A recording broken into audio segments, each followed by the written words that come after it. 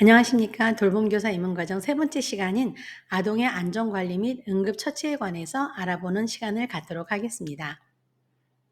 첫 번째는요, 행동 특성에 따른 안전사고 유형에 대해서 알아보고요. 두 번째는 상황별 응급처치 요령에 대해서 알아보도록 하겠습니다. 자, 1세 미만의 아동의 발달 단계별 행동 특성에 따른 안전사고 유형을 살펴보면요. 이때의 행동 특성은요, 무엇이든지 입으로 탐색하는 시기입니다. 목간혹이라든가 안기, 기기 등의 대근육과 잡기라든가 주기 등의 소근육이 발달되는 시기이고요. 추락사고가 가장 많이 발생한다고 합니다. 침대나 가구에서 떨어지지 않도록 성인의 주의가 필요하고 작은 물체라든가 약품, 유독물질 등을 삼킬 수 있기 때문에 주의를 하셔야만 됩니다. 만 1세에서 만 3세까지 행동 특성을 살펴보면요. 이동 반경이 넓어지고 움직임이 활발해져가는 시기입니다. 걸음이 서툴고 여전히 몸의 균형이 발달하고 있는 단계입니다. 안전사고 유형으로는요. 미끄러짐, 넘어짐, 부딪힘이 안전사고의 절반 이상을 차지를 한다고 하네요. 가구 모서리나 바닥에 부딪히는 사고에 유의하시면 되겠습니다. 유아기인 6세까지 만 4세부터 6세까지 아동은요. 신체 움직임이 더욱 안정되어 운동 능력이 향상되고요. 활동 범위가 점차 넓어지는 시기입니다. 위험 상황을 쉽게 인지하지 못합니다. 안전사고 유형으로는 미끄러짐, 넘어짐, 부딪힘과 함께 추락이라든가 이물질, 삼킴, 흡입 이런 것들을 주의를 하셔야만 됩니다. 학령기인 만 7세부터 만 12세까지는요. 자기 중심적인 사고에서 벗어난 논리적인 사고를 시작하는 시기예요.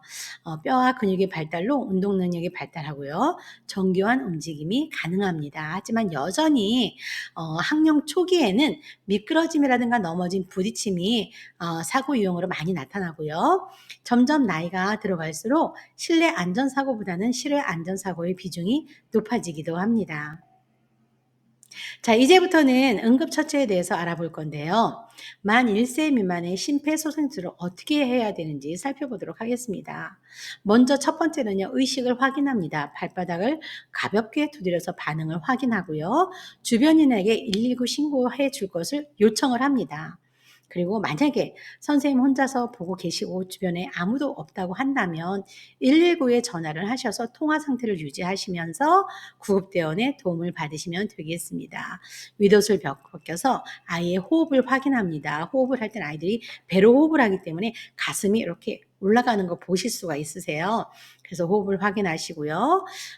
인공호흡은 이제 가슴 압박을 하면서 인공호흡을 진행을 하셔야 되는데요. 가슴 압박은요. 선생님들의 이제 두 손가락으로 이제 압박을 하셔야 되는 겁니다. 편한 손가락을 사용하시면 되는데요. 두 번째와 세 번째 손가락이 편하시면 두 번째와 세 번째 손가락을 사용을 하시고요. 세 번째와 네 번째 손가락이 편하시다고 한다면 세 번째와 네 번째 손가락을 사용을 하셔서 양쪽 젖꼭지의 가운데 부분을 세게 눌러주시면 되겠습니다. 속도는요. 1분당 100에서 120회 속도로 강하게 압박을 해 주시면 되겠습니다. 언제까지 해야 될까요? 네. 구급대원이 올 때까지 계속 해 주셔야만 됩니다. 1세에서 8세까지의 아동도 보고요. 이제 성인은 또 어떻게 심폐소생술을 해야 되는지 살펴볼 건데요. 역시 마찬가지로 의식을 확인을 합니다. 발바닥을 가볍게 두드린다거나 아니면 성인 같은 경우는요. 몸을 어깨를 흔듭니다. 의식이 있는지 확인을 해 주시고요. 주변인에게 119 신고해 주실 것을 요청해 주십니다. 그런 다음에 윗옷을 벗겨서 가슴을 노출한 채 호흡이 있는지 살펴봅니다. 귀로 대시면 되겠어요. 심장이 있는 데를 귀로 이렇게 대셔 가지고 호흡이 있는지 살펴보시고요. 가슴 압박 30회와 인공호흡을 해 주셔야 되는데요. 분당 속도는요. 100에서 120회입니다. 이때 속도는 기준은 어떻게 되냐면요. 하나, 둘, 셋, 넷, 다섯, 여섯, 일곱, 여덟, 아홉, 열 이런 속도로 진행을 해 주시면 될 것 같고요. 자, 가슴 압박은요. 성인이 아닌 8세 미만의 아동일 경우에는요. 한 손으로 압박을 해 주시면 되는데 선생님이 힘이 가장 잘 들어가는 손인 손을 펴서 이렇게 손꿈치 있잖아요. 손꿈치로 양쪽 젖꼭지 가운데 부분을 강하게 밀면서 압박을 해 주시면 되겠습니다. 성인 같은 경우에는요.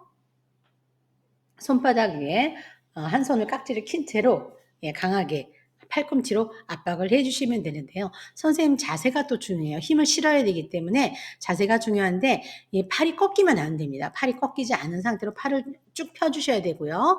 선생님은 양쪽 다리 무릎을 꿇은 채 양쪽 다리를 벌려 주셔야 돼요. 그리고 상체를 일으켜야 돼요. 일으켜서 그림처럼 그렇게 심폐소생술을 진행을 해 주시면 되겠습니다. 분당 역시 마찬가지로 100에서 120회 정도로 진행을 해 주시면 되겠습니다. 자, 이제 심장 자동 충격기 사용 방법을 살펴볼 건데요. 자, 심장 자동 충격기는요. 이렇게 인제 펼쳐 보시면은 전원을 켜는 데가 있습니다. 그래서 전원을 켜시고요. 거기 보시면 사용 설명서가 다 나타나 있어요. 패드 2개를 붙이게끔 되어 있는데요. 패드 하나는 어깨 부분에, 패드 또 다른 하나는 허리 쪽 부분에다가 그림처럼 붙이시고요. 사람을 떨어뜨리셔야 돼요. 사람 다 떨어뜨리시고 아무도 없는 상태에서 동작을 누르십니다. 동작을 누르셔서 작동을 할 수 있도록 해 주시고요. 그리고 바로 다 이어서 가슴 압박을 진행을 해 주시면 되겠습니다. 언제까지요? 구급대원이 올 때까지 진행을 해 주시면 될 것 같습니다. 자, 이제 기도 폐쇄에 대해서 살펴볼 건데요. 만일세 영화 같은 경우는 이제 주로 이제 만일세 영화뿐만 아니라 영화들은 이제 그 이물질을 많이 삼키잖아요. 근데 여기서 만일세 영화는 어떻게 이제 그 응급처치를 해야 되냐면요. 일단 상태를 확인해야 되겠죠. 119에 신고를 해야 되겠고요. 등을 두드리고요. 가슴 압박을 하는 순서로 이제 계속해서 반복을 해 주셔야만 됩니다. 아이를 등을 두드릴 때는 그림처럼 한 손으로 영화를 갖다가 엎어요. 엎고 선생님 다리에다가 지지를 합니다. 그래서 등 부분을 강하게 압박을 하셔야 돼요. 밀면서. 앞으로 밀면서 강하게 압박을 해 주시고요. 그리고 다시 아이를 갖다가 이렇게 엎어서 뒤집어서 하늘을 쳐다보게 한 다음에 역시 마찬가지로 같은 자세로 가슴 부위를 압박을 해서 만약에 삼킨 것이 있다면 압박한 그 압박의 힘으로 튀어나올 수 있도록 그 정도로 압박을 해 주셔야 되겠습니다. 계속 이 상태를 반복을 해 주시면 될 것 같고요. 소아인 경우에는요. 6세 미만인 소아인 경우에는 역시 마찬가지로 상태를 확인하셔야 되겠죠. 그리고 아이를 엎드리게 한 다음에 약간 상체를 구부리게 하고 선생님 손으로 가슴 압박을 한 손으로 가슴 압박을 합니다. 그리고 나서 등을 세게 밀듯이 하면서 두드려 주시면 될 것 같고요. 그리고 또 복부 밀어내기를 합니다. 양손을 그 복부에 깊숙이 집어넣은 상태로 강하게 압박을 해서 밀어넣기를 합니다. 이 상태를 반복해 주시면 될 것 같습니다. 입에서 이물질이 튀어나올 때까지 선생님들이 그 상태를 해 주시면 될 것 같고요. 자, 근골격계 사고에 대해서 알아볼 건데요. 머리나 척추, 고관절 부위가 만약에 다쳤다면은 발견된 상태 그대로 유지를 하셔야 됩니다. 선생님이 아이를 옮긴다거나 이러면은 굉장히 곤란한 사고가 더 발생이 될 수가 있기 때문에 함부로 옮기면 안 되고요.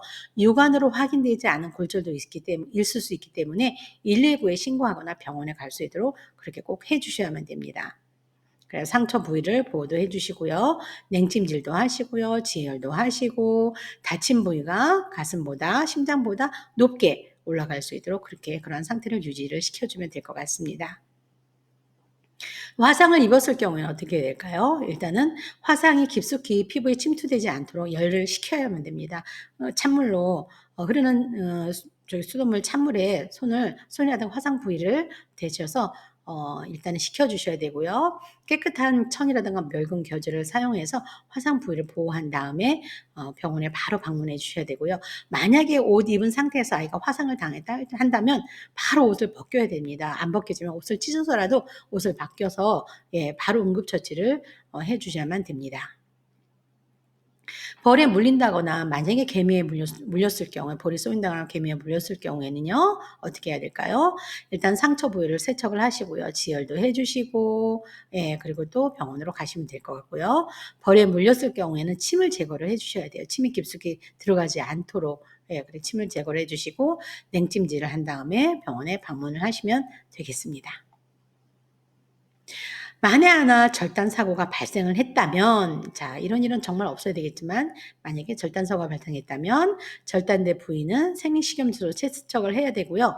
물을 꽉 찬 스판천으로 감싸서 오염되지 않은 깨끗한 비닐에 넣어서 밀봉을 해야 돼요.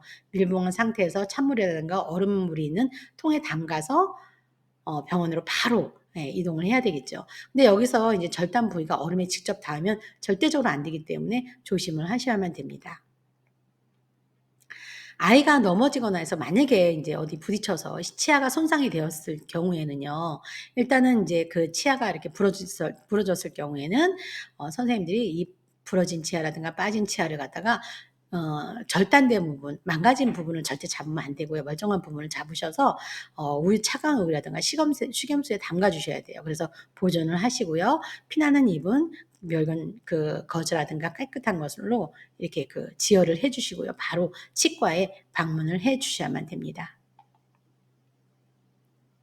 자, 뇌진탕이 일어났을 경우 살펴볼게요. 아이들이 이제 0세 같은 경우는 굉장히 넘어져서 뭐 침대에서 굴러떨어져서 또는 뭐 소파에서 뛰다가 넘어져서 뇌진탕을 당하는 일이 어쩌다가도 있긴 해요. 그래서 그럴 때는 안정적인 자세를 유지를 해 주셔야 되고요. 당장 바로는 뭐 표시가 안 날 수도 있습니다. 그렇지만 만에 하나 좀 선생님들이 집으로 돌아가실 때 나중에 발생될 그런 가능성이 있기 때문에 바로 병원은 일단 한번 가 주시는 게 좋겠습니다. 예. 그래서 뇌진탕이 인제 발생됐을 경우에는 아이들이 평소와 다른 무기력함이라든가 짜증이라든가 변덕스러움이라든가 뭐 이런 행동을 보인다면 무조건적으로 병원에 방문을 해 주셔야만 되겠습니다. 자, 경련이 일어나는 경우가 있어요. 열로 인한 경련은 일단은 해열제를 먹이고 일단 열이 떨어지면 경련이 멈춰지지만 열이 없는데도 불구하고 경련이 일어나는 경우에는요. 위험한 상황이 있을 수 있기 때문에 즉시 병원에 데리고 가셔야 되고요. 전조 증상이 어떤지 경련하는 모습들을 잘 살펴보고 선생님들이 녹화를 할 수 있으면 녹화를 해서 의사에게 보여주면 좋겠습니다. 자, 이제 알레르기에 대해서 살펴볼 건데요. 이제 선생님들이 이제 가정에 이제 방문을 하시면 이 아이가 알레르기가 있는지, 음식에 알레르기가 있는지는 반드시 먼저 확인하시고 물어보셔야만 됩니다. 그래서 아무거나 만약에 먹였을 경우에 알러지 반응이 일어난다면은 문제가 크게 생기잖아요. 그래서 요때는 이제 선생님들이 바로 인제 응급한 그런 상황이 벌어지기 때문에 바로 병원에 가셔야 되겠고요. 그래서 알레르기 유발 식품을 알아두시는 것이 좋습니다. 메밀이라든가 밀, 대두, 호두, 뭐 땅콩, 복숭아, 토마토, 돼지고기, 알, 뭐 우유, 닭고기, 쇠고기, 뭐 새우, 뭐 고등어 뭐 이런 종류들 조개류들 이런 종류들이 인제 그 알레르기를 유발할 수 있는 그런 식품들 중에 하나니까 요런 것들을 선생님들이 알고 계시면 좋을 것 같습니다. 이 중에서 우리가 아나필락시스 반응이란 무엇인지 한번 살펴볼 건데요. 중증의 두드러기, 알레르기에서 의한 두드러기입니다. 기도 부종으로 인해서 쉰 목소리나 뭐 멈추지 않는 기침, 호흡 곤란 이런 것들이 나타나는데 심할 경우에는 사망할 수도 있다고 합니다. 그렇기 때문에 이 알레르기가 결코 쉽게 보면 안 되는 것들이에요. 그러니까 선생님들이 반드시 가정에 가셨을 때는 이 알레르기 그런 음식을 유발하는 식품이 있는지 없는지 꼭 부모님께 물어보는 거 중요하다고 볼 수가 있겠습니다. 자, 여기까지 우리가 아동의 안전 관리 및 응급처치에 관해서 살펴보았는데요. 우리가 정말 아이들을 보다 보면은 이런 안전사고 같은 거 절대 일어나면 안 되겠지만 만약에 하나 또 있을 수 있는 그런 일이기 때문에 선생님들이 이번 수업 시간을 잘 살펴보시고 그리고 또 요즘 인터넷 보면은 많이 또 나와 있긴 해요, 정보들이. 그런 거 미리미리 숙지하셔서 만에 하나 있을 수 있는 그런 안전사고에 정말 지혜롭게 슬기롭게 그렇게 대처해 주시길 간절히 바라겠습니다. 경청해 주셔서 감사합니다.